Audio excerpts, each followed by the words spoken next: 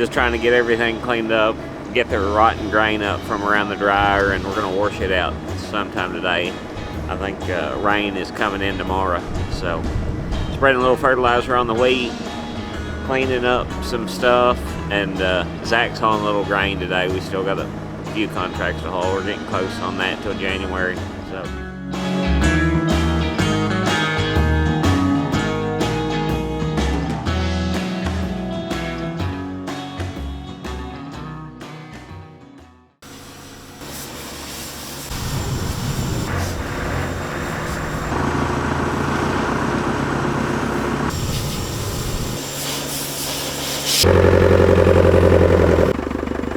Neil's probably the only guy you'll see washing a combine and sick them. Holy crap. What are you doing? Working.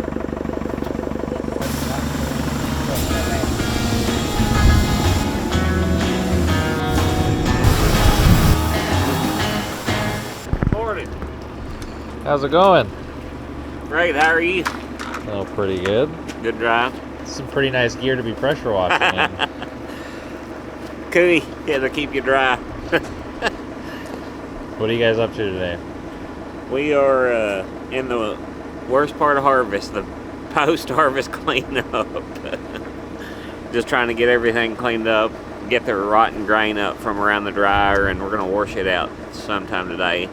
I think rain is coming in tomorrow, so spreading a little fertilizer on the wheat, cleaning up some stuff, and Zach's hauling a little grain today. We still got a few contracts to haul. We're getting close on that till January, so just in the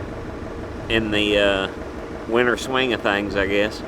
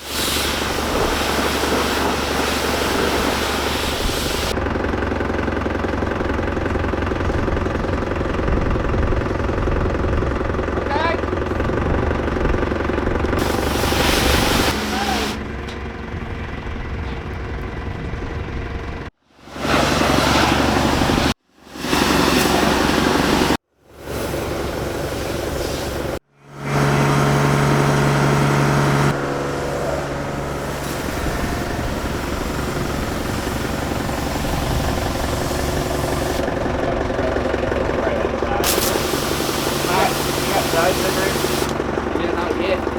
We gotta do something this week. I think I moved the switch, didn't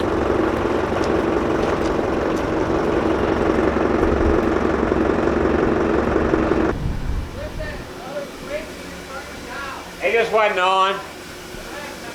It's on now. Yeah.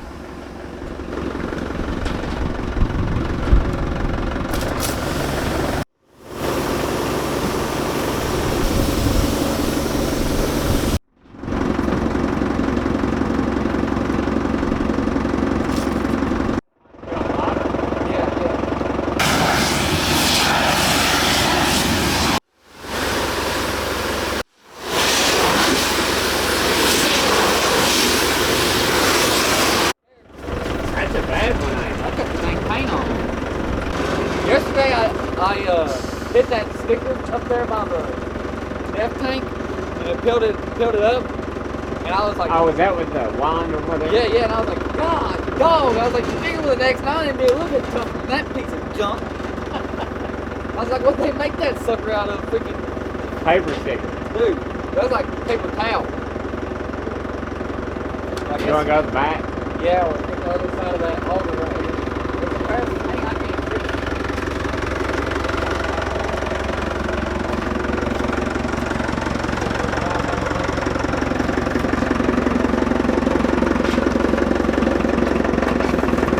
Where you want to go? On the other side of this auger. This right here.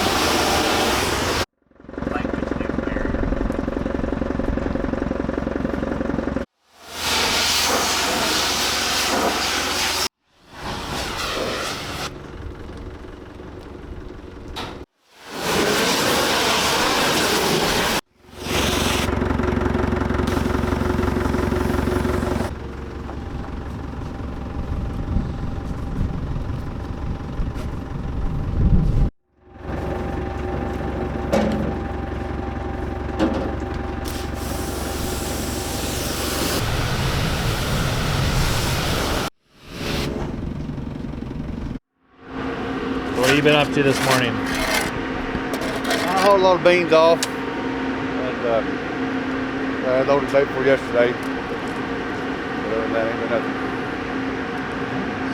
Watch them clean the combine a little bit. Then Were you parked there down in Wycliffe getting barbecue?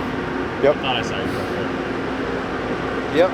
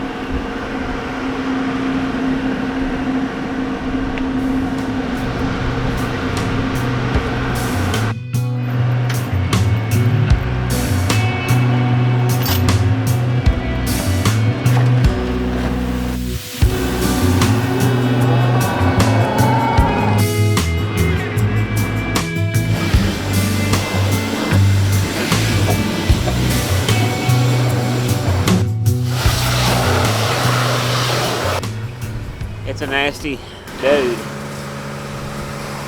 We gotta raise those snouts up here in a minute and get all the, there's like some springs that hold those chains tight. We gotta raise those snouts up and clean all that stuff out.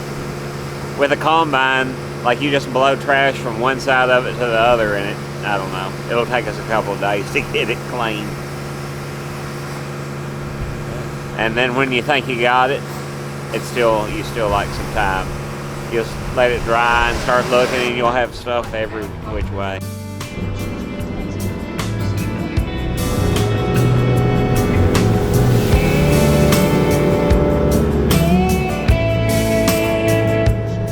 I thought we'd had a couple of positive comments over the last couple of days. Yeah.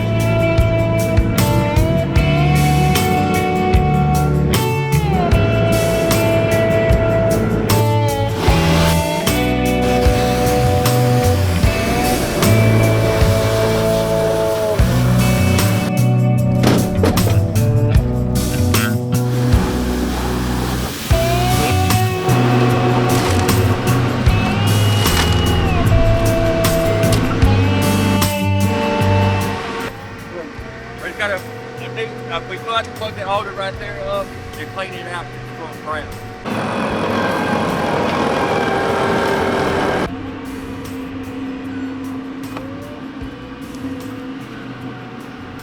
What now? I don't know, I'm waiting on Neil to go get my food.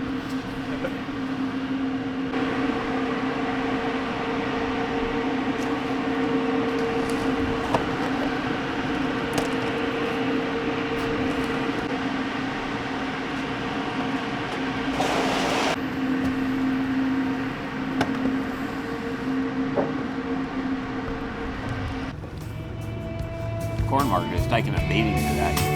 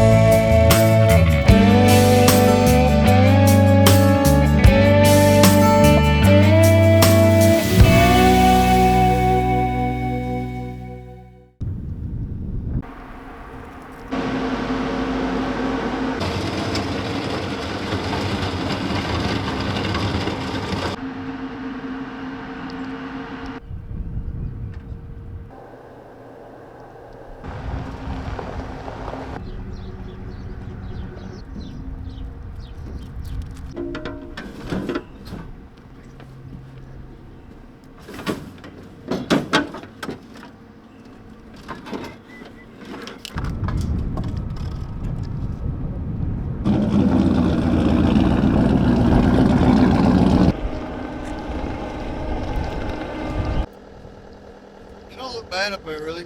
Uh-huh. Don't look bad up there.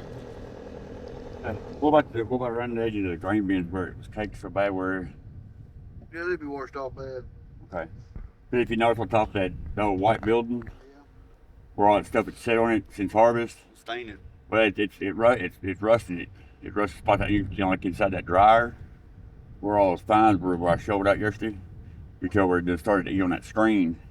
In the inside the dryer. Yeah. Yeah. There's I guess we're gonna put about half. What do you think about a half of about 400 gallons would be enough? Probably not. Not the bottom bins. Don't do much of it though, do we? Well, there's really these right here, the inside of the big bin here, like on that side of it, Uh-huh. and the wet tank. Sir? You got your truck back. Oh yeah. Does it work? Yeah, right now. It does, at least. For now, until it breaks again, I guess. I think it's a lead foot in it. Yeah. It runs good though. Don't sound bad.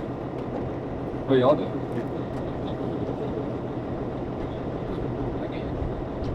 Like a baby one. Eating like 10,000 pounds of that. Are you cleaning out the bed? Pop don't like me drawing cords up like this. If I can ever figure out how to make that bad. Once you get it going, it Like works. from the Yeah. opposite end and just shake it. That's perfect.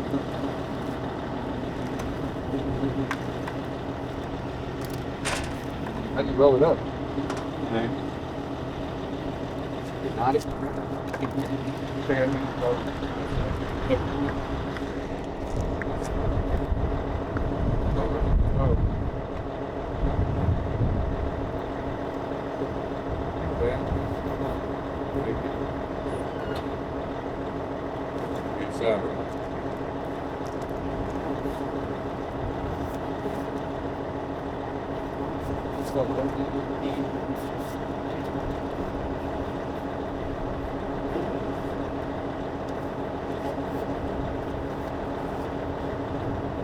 Just gotta remember, you gotta grab from the ass end.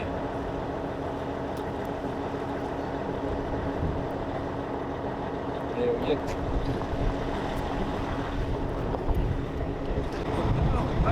No, like 4,000 pounds. Oh, that was bad. He said it'd be way. He thinks it'd be cheaper for me to drive all the way over and get it than it would be for him to go out there to Dana or West Center in the next. Is that just you done it, Kevin? Yeah. He told me to stop by there and put it on there and then just come back to the shop. He called me like, dude, when I was pulling the rubber. I don't know if we need, I don't know where the rest of the tickets are that was in that truck, but all the other grabs stuff, them. the ones you got, all the rest of them should be stapled together and marked like one number, like 1 through 6. And up at the top of it, I'm going to write like wherever field that load's gone on, like it's all on bows or paved. Yesterday, it took me so long to get back to the shop up there because he pressing the button while he got down through there. And then he couldn't get the belt stopped turning, then he couldn't get the belt back on. When he got the belt going, then the spreaders wouldn't turn. Finally get everything back going. Yeah. If he just ride, Clyde. Yeah, you drive. Yeah, that's all he You're needs to gonna do. Yeah.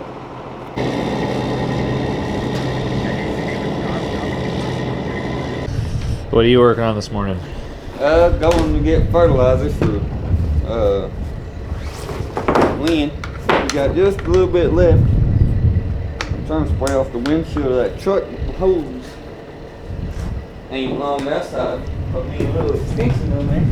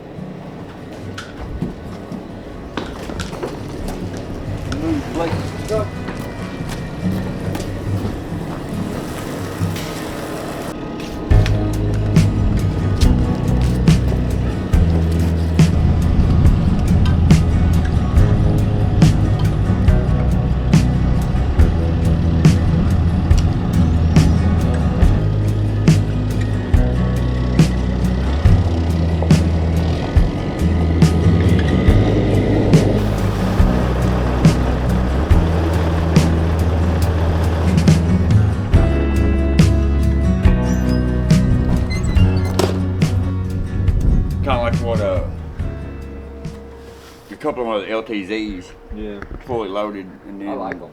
Yeah, as long as they got the bigger motor in them.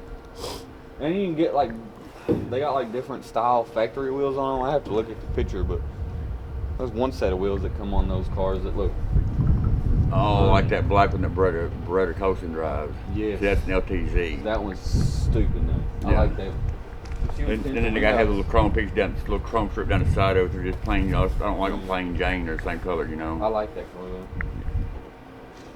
All right, we're gonna watch off the truck before we take off. Yeah, windshield's like, you can't see where I'm going. Yeah, I noticed that there and I drove it. Should be, there may be some, I don't know if roll the paper towels in that truck or not, but there's that window cleaner underneath the passenger seat, I think. Like I told Lynn, we need to get us like one of those fuel trailers. I've seen a lot of people, they've been putting like, you know what Homer uses for DEF? Yeah. They'll put water and soap in them and use one of those brushes. And every morning when they're filling up the combine, they just spray it off like that instead of Oh yeah, it's good. Takes time though. window. Too long. Too long.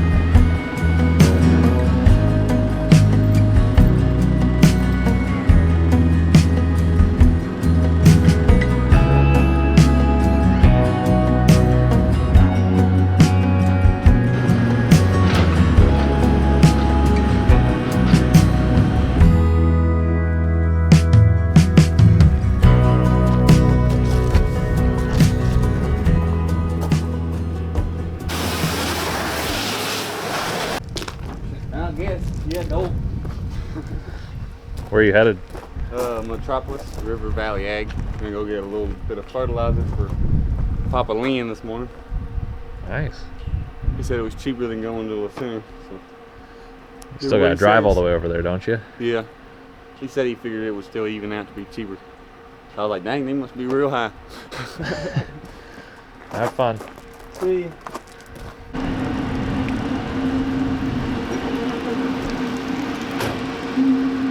What are you guys doing over here? Chasing rats around. That's Road. the one that bit Pepper yesterday. All kind of cleanup on stuff around the grain bin thing.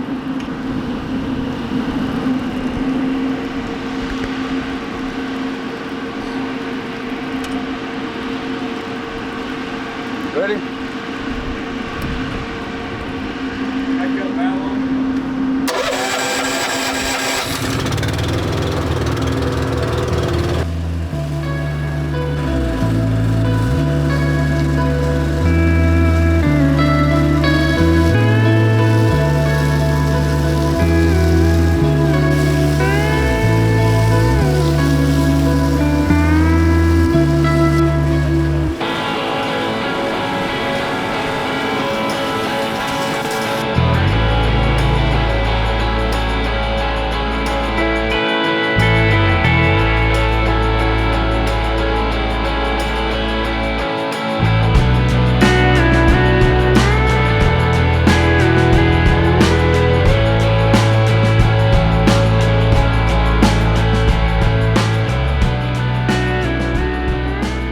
So we're out here in the wheat field today, and got a little rain incoming. The wind's blowing actually from the southeast today, which is kind of a strange wind direction for here. But most of the time we get southern or southwest winds.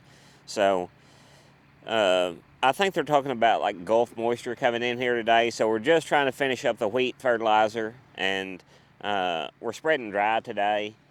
What we're doing with the dries are just trying to address the deficiencies that we have in the field or current crop removal. What we try to do with the liquids is focus it towards addressing the specific needs of the plant. What we're doing with the dries is addressing the deficiencies in the soil, or what we see as maybe coming deficiencies as the crop grain is removed.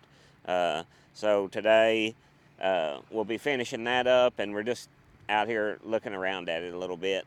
We try to get around 30 units of nitrogen on in the fall to stimulate the growth. We like to see 3 or 4 tillers present, by spring. And right now we have 1 or 2.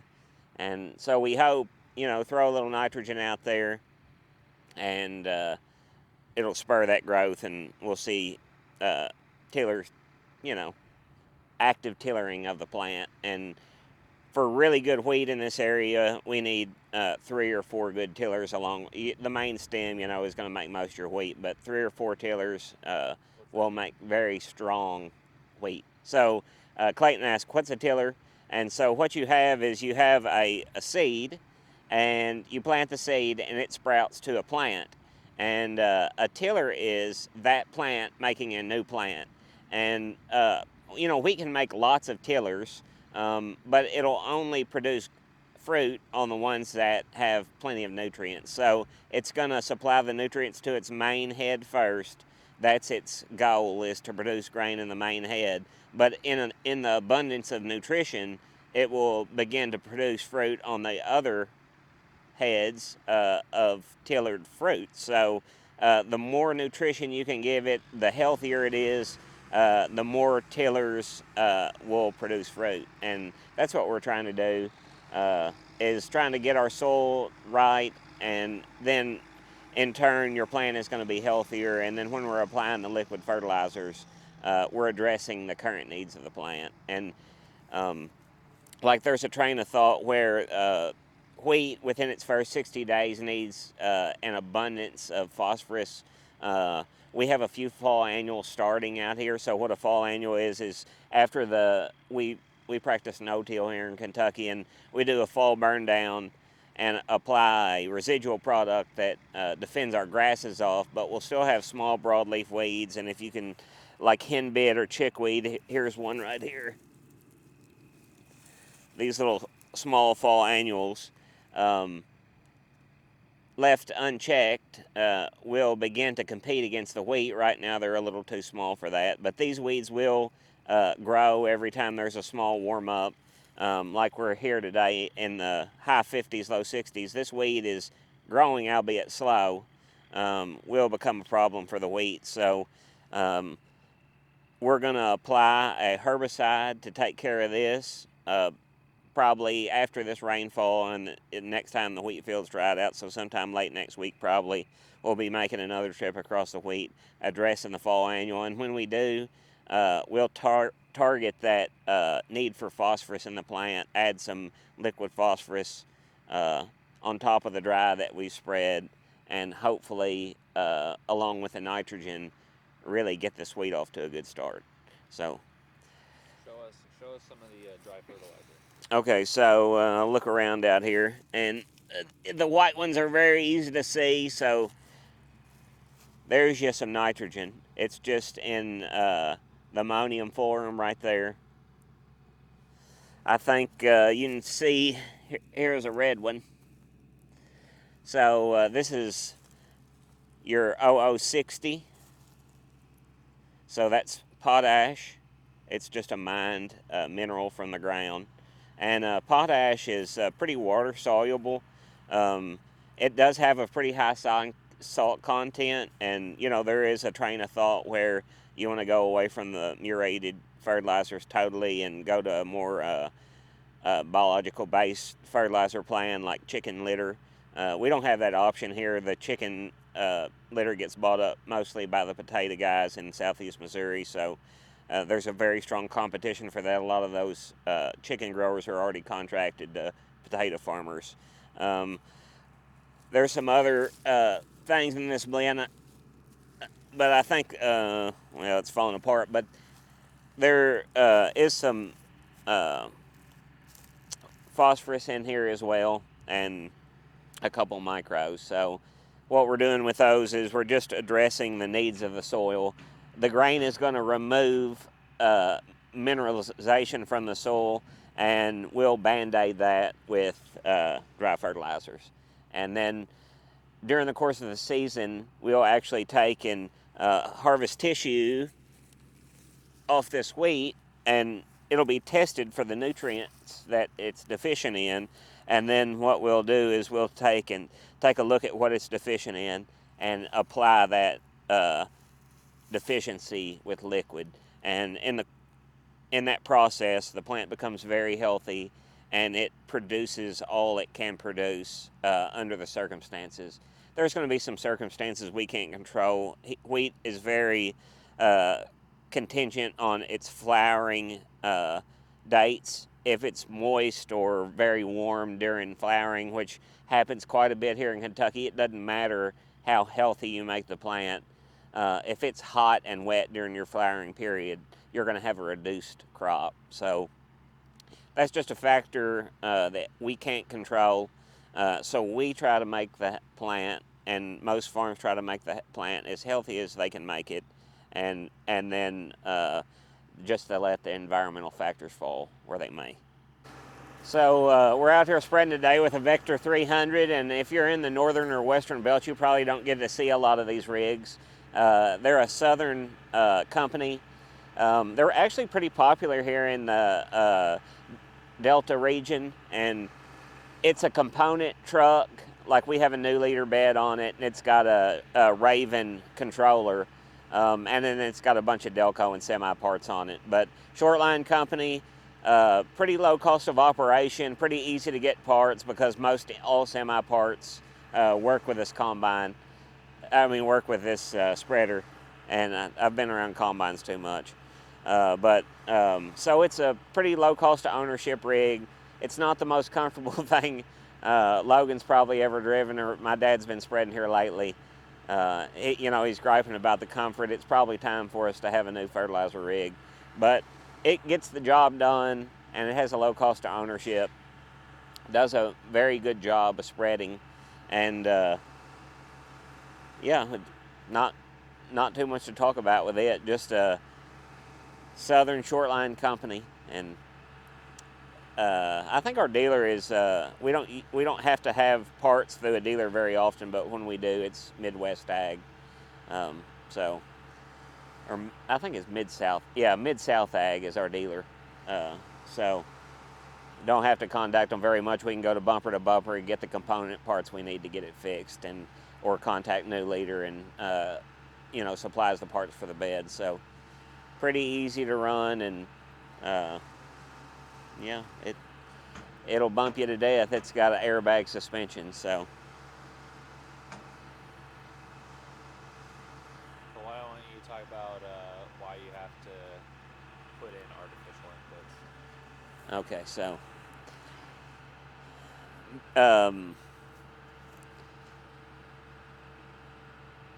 so the question was, why are we adding artificial inputs to the soil? And there is a train of thought out there that the soil can provide everything it needs through the biological breakdown of plants, and we personally are kind of balanced in our approach. We do believe that there is benefits to crop growing and deteriorating in the field, and we know that there's huge biological benefits to manure, but we are hesitant to completely stop supplying artificial murated products to the soil, because we know at the end of the day that we are taking minerals from the soil, and our thought process goes that if we're taking something, we probably need to be returning something. And our approach may change as time goes on and we learn more about liquid fertilizers and more about how to use biology to create mineralization. But in our current process, we just feel like we need to address what we're actually taking back, and the easiest way for us to do that, most cost-effective way, is to buy a mined product and spread it in the form of a sulfate. And it is fairly usable for the plant. There's an argument that your DAP or your phosphorus is not very water soluble and it's going to stay in the mineral form. And there's a lot of research out there that pretty much points to that, but we feel like at the end of the day that, my dad always argues, hey, I've been farming for 40 plus years, and it's been very good to me, and it's hard for me to argue that. I tend to agree. I've seen him be very successful, and I've watched the neighbors be very successful in this and in this process, and so that's basically why we're doing it. We're just trying to prevent mineralization loss in the soil. We're trying to keep it where we found it at, or better it.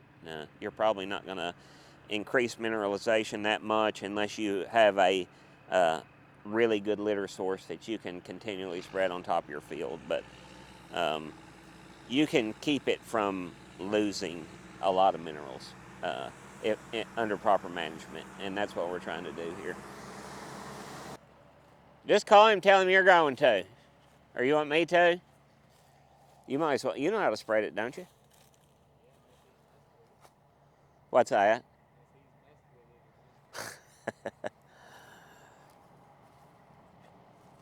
Aye. Yeah, you want Logan to spread the fertilizer?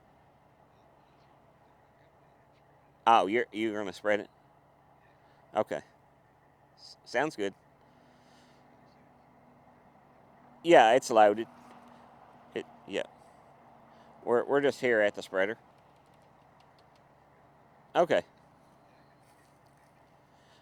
I told him we'd meet after you got done spreading this fertilizer or whatever.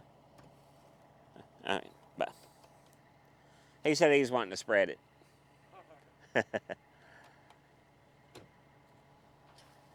Pop, he loves to do things himself.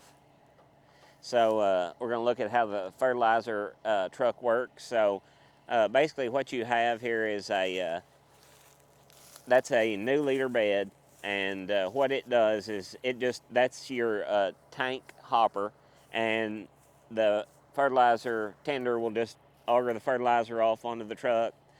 If you look here close,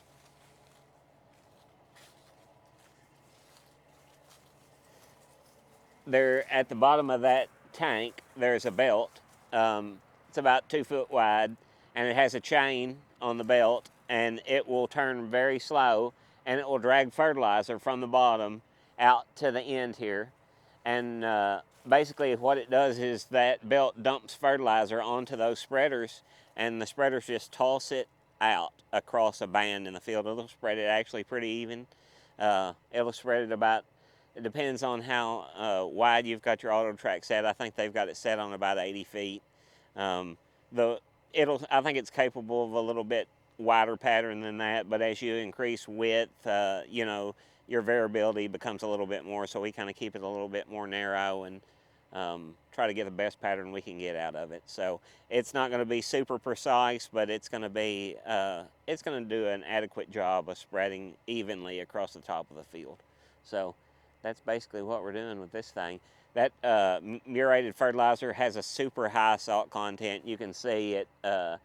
This rig was clean when we started, and we've only been using it about a week, and it's already, you know, it's got some buildup on there, and it creates a corrosive rust very quickly, especially if water gets on it. So we'll finish this field up here and then take it to the barn and get it in it, get it pressure washed for its next job.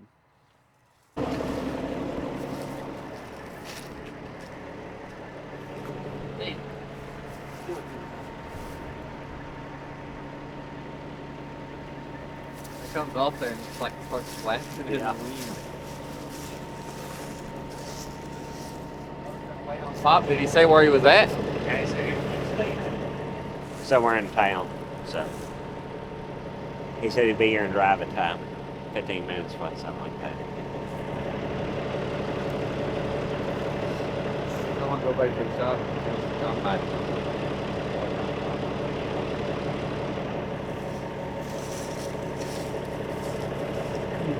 Getting close, I think.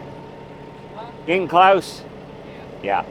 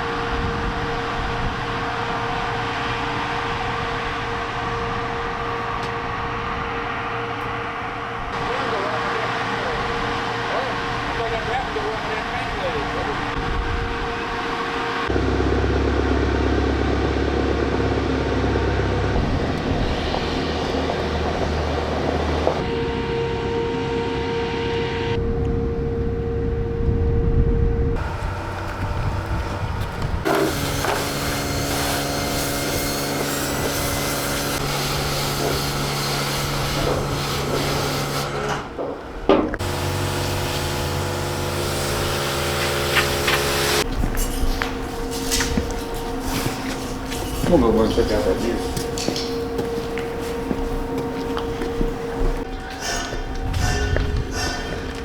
Cleaning the tractor.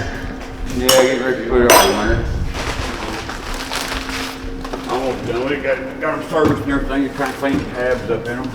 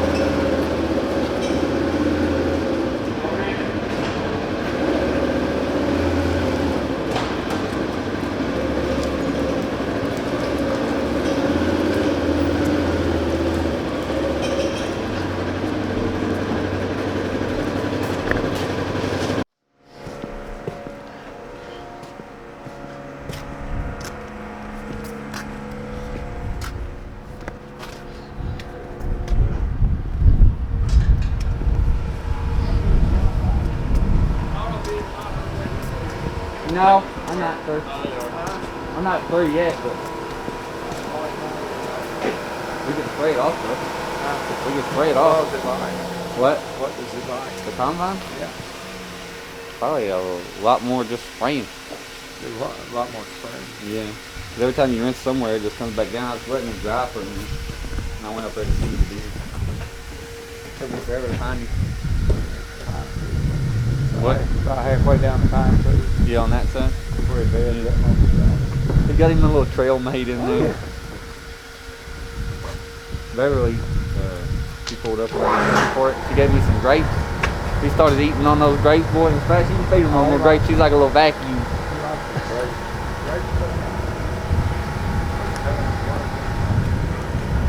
Yeah.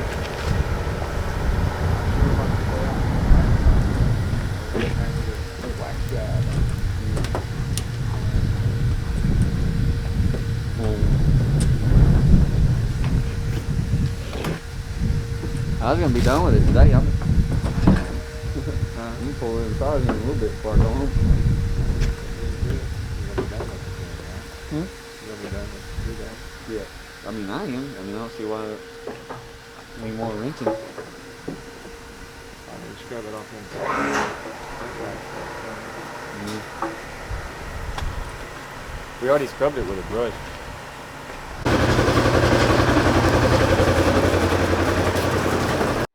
Oh, yeah. Drove by him a couple times.